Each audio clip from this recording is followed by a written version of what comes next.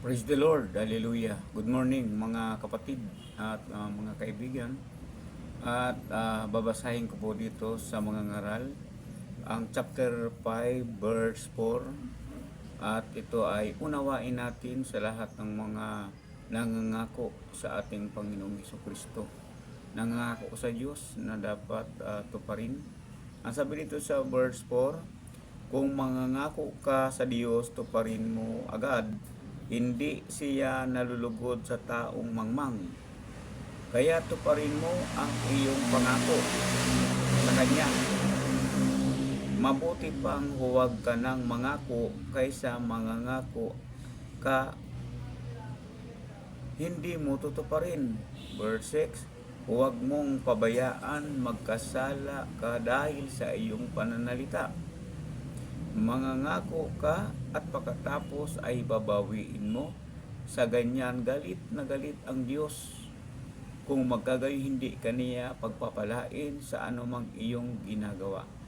Galit ang Diyos sa mga tao nangangako sa Kanya na hindi tinutupad. At hindi ka pagpapalain ng Diyos kapag ikaw ay nangangako na hindi mo tinutupad. Sa mga Kristiyano, lalo sa mga born again, nagsasabi nangako sa Diyos.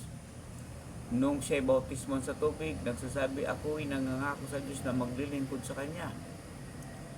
Yung mga naglilingkod sa Diyos sa instrumento, sabi mo, ang Diyos ang tumawag sa iyo, naglagay sa iyo sa tungkulin, sa pagigitara. Nangako ka na maglilingkod ka sa Kanya sa pamagitan ng pagtugtog ng gitara. Pero hanggang pangako, di mo tinupad. Ang sabi ng Biblia, galit na galit ang Diyos at hindi Kanya pagpapalain. Tapos nangangako ka na ikaw ay mag-organ, magpapiano. At sabi mo, iyan ang kaloob sa iyo ng Panginoon. Pero hindi mo naman tinutupad, hindi mo ginagampanan. Nangangako ka sa Diyos.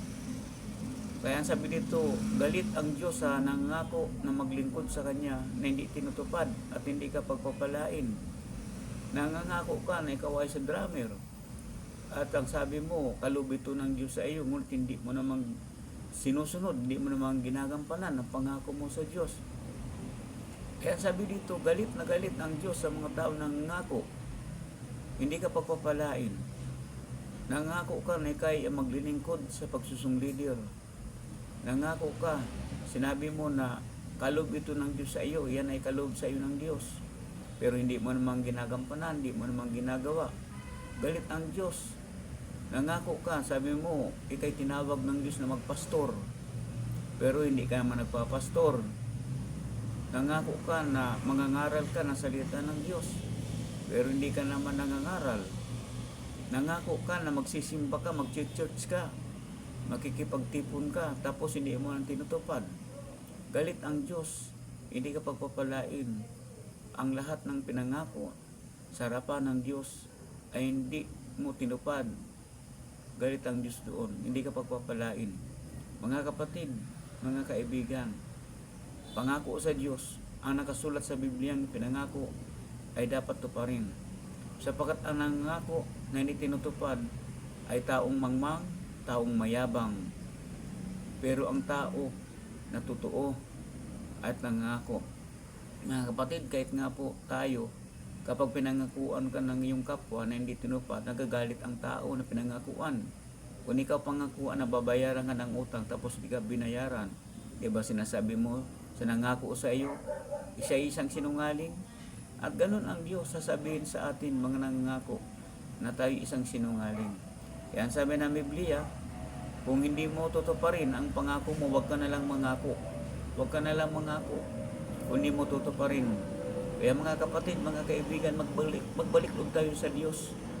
Sabihin natin, Panginoong Hesus, patawarin mo ako sapagkat ako'y nangako, hindi ko tinutupad. Patawarin mo ako sa aking pagkakasala sa pananalita. Nagkasala po ako, Panginoong Hesus, sa pangako na hindi tinupad. At kung gagawin mo ito, patatawarin ka ng Panginoong Hesukristo. Pero wag ka na mangako kung di mo tutuparin. Siguruhin mo na tuparin mo ang lahat ng iyong pinapangako. Pero kung mangangako ka na hindi naman tayo approval ng Diyos. Kailangan ito i-approval ng ating Panginoong Jesucristo yung pangako.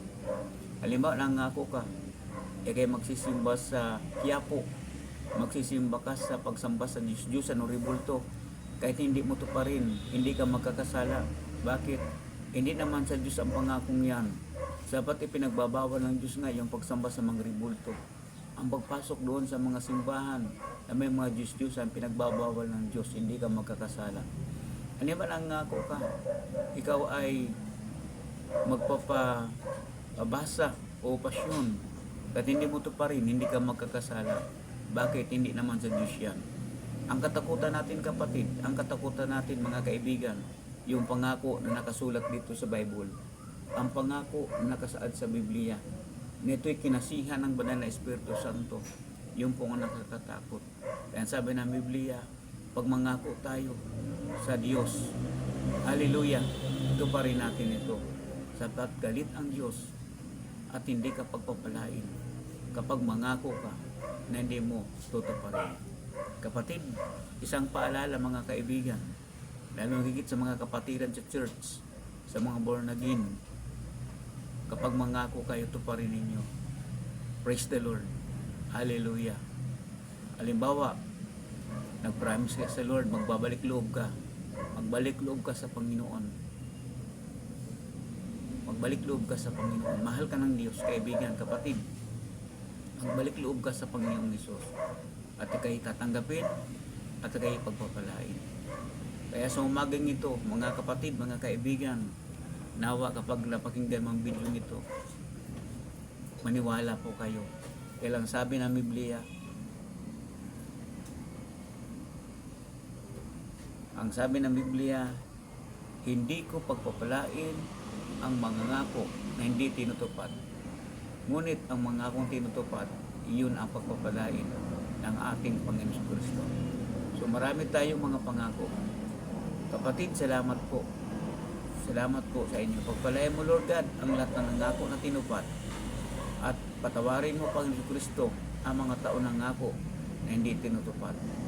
Buksan mo po, Panginoon Kristo, ang kanilang puso, kaisipan o pagmunawa ng kalooban mo. Salamat po. Purihin ang Diyos sa kanyang kabutihan. Pagpalain kayo ng ating mahal na Panginoon Kristo at iligtas nawa kayo sa tiyak ng kapahamakan. Nais ng Diyos na kayo'y iligtas. Nais ng Diyos na kayo'y isama sa langit.